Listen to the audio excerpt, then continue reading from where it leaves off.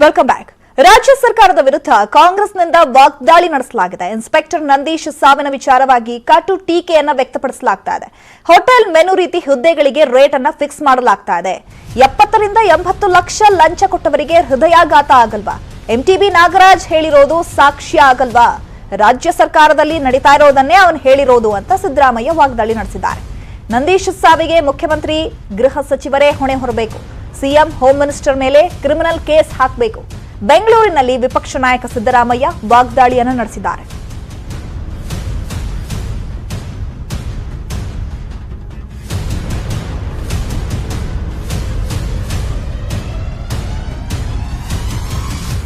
ನಾನು ಹೇಳಿದ್ದಿಷ್ಟೇ. ನಾನು ನೋಡಕ್ ಹೋಗುವಾಗ ಹಿಂದೆ ಒಂದಿಬ್ಬರು ಮೂರು ಕಾರ್ಯಕರ್ತರು ಬರ್ತಾ ಇದ್ರು. ಯಾಕಪ್ಪ ಇದ್ದಿತ್ತು ತೀರ್ಮಾನ ತಗೊಂಡ, ಯಾಕ್ರಿ ಆಡಳಿತ ಆಯ್ತು ಏನು ಅಂತ ಅವ್ರು ಹೇಳ್ಕೊಂಡ್ ಬರ್ತಾ ಇದ್ರು. ಇಲ್ಲ ಏನೋ 70 ಲಕ್ಷ 80 ಲಕ್ಷ ಖರ್ಚು ಮಾಡಿಬಿಟ್ಟೆ ಅನ್ನೋ ಟೆನ್ಷನ್ ಅಲ್ಲಿದ್ದ ಅಂತ. ಇಲ್ಲಿ ಏನು ಮಾಡಿ ಬಾರ್ಲಾಕ್ಬೇಕು ಅಂತಪ್ಪ ಖರ್ಚು ಮಾಡ್ದ, ಏನು ಮಾಡಬೇಕು ಅಂತ ಬಾರ್ಲಾಕ್ ಖರ್ಚು ಮಾಡ್ದ ಅಂತೇಳಿ ಹೇಳಿದಿಷ್ಟೇ. ನಾನು ಹೇಳಿದ್ದು ನನ್ನ ಹತ್ರ ನೋಡಿ ಇಲ್ಲಿ ಕ್ಲಿಪ್ಸ್ ಇದೆ, ಕೊಡ್ತೀನಿ, ಬೇಕಾದ್ರೆ ಯಾಕೆ ನೋಡ್ತಲ್ಲ. ಇಷ್ಟೇ ನಾನು ಹೇಳಿದ್ದು. ಅದನ್ನು ತಗೊಂಡಿದ್ದ ತೀರ್ಮಾನ ರಾಂಗು. ಕಮಿಷನರು ಇವತ್ತು ಇಂಥ ಒಂದು ಸಣ್ಣ ವಿಷಯಕ್ಕೆ ಸಸ್ಪೆಂಡ್ ಮಾಡಿದ ತಪ್ಪು. ಇವತ್ತು ಅವ್ರಿಗೂ ಕೂಡ NP ಮಕ್ಕಳಿದ್ದಾರೆ. ಆ ಕಮಿಷನರ್ ಡಿಸಿಷನ್ ರಾಂಗ್ ಡಿಸಿಷನ್ ತಗೊಂಡಿದ್ದಾರೆ. ಅದು ಕುಟುಂಬಕ್ಕೆ ನಾವು ಮುಖ್ಯಮಂತ್ರಿಗಳ ಹತ್ರ ಮಾತಾಡಿ ಅವ್ರಿಗೆ ಪರಿಹಾರ ಕೊಡಿಸ್ತೇವೆ, ಆ ಮಹಿಳೆಗೆ ಉದ್ಯೋಗನೂ ಕೊಡಿಸ್ತೇವೆ ಅಂತ ಹೇಳಿದ್ದೇವೆ. ನಿನ್ನೆ ಮುಖ್ಯಮಂತ್ರಿಗಳ ಹತ್ರ ನಾನು ಮಾತಾಡಿದ್ದೇನೆ, ಅವರು ಒಪ್ಪಿದ್ದಾರೆ. ಅನ್ಯಾಯ ಆಗಿದೆ, ಅದನ್ನು ಸರಿಪಡಿಸೋಣ ಅಂತ ಹೇಳಿದ್ದಾರೆ. ಅದನ್ನು ನಾವು ಸರಿಪಡಿಸ್ತೇವೆ.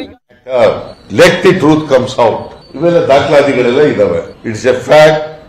ನಿಮಗೆ ಗಿಫ್ಟ್ ಕೊಡುವಾಗ ಕೊಟ್ಟಿದ್ದು ನೀವು ವಾಪಸ್ ರಿಟರ್ನ್ ಮಾಡಿಬಿಟ್ಟಿರೋದು, ಅದು ಇಟ್ಸ್ ಎ ಫ್ಯಾಕ್ಟ್. 70-80 ಲಕ್ಷ ಕೊಟ್ಬಿಟ್ಟು ಟ್ರಾನ್ಸ್ಫರ್ ಆಗಿ ಬಂದಿದ್ದಾನೆ ಅನ್ನೋದು ಇಟ್ಸ್ ಎ ಫ್ಯಾಕ್ಟ್. 40% ಕಮಿಷನ್ ಕೇಳಿದ್ರು ಅಂತ ಸಂತೋಷ್ ಅವನು ಪಾಪ ಕಾಂಟ್ರಾಕ್ಟರ್ ಸತ್ತೋಗಿರೋದು ಸತ್ಯ.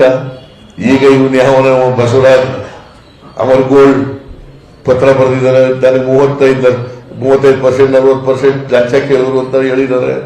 ಇವೆಲ್ಲನೂ ತನಿಖೆ ಮಾಡಿ ನೀವು ಇದರಿಂದ ಹೊರಗಡೆ ಬರಬೇಕು ಅನ್ನೋದಾದ್ರೆ ತನಿಖೆ ಮಾಡಿಸಪ್ಪ ಮಾರಾಯರ. ಅವ್ರು ತನಿಖೆ ಮಾಡೋದು ಬೇಡ.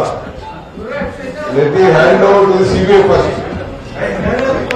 ಅವ್ರಿಗೆ ದಮ್ ಮಾತಾಡ್ತಾರಲ್ಲ, ದಮ್ಮು ಅದು ತನಿಖೆ ಮಾಡಿಸಕ್ ದಮ್ಮಿಲ್ಲ. ನಾನು ಇನ್ನ ಮಾತಾಡಿಲ್ಲ.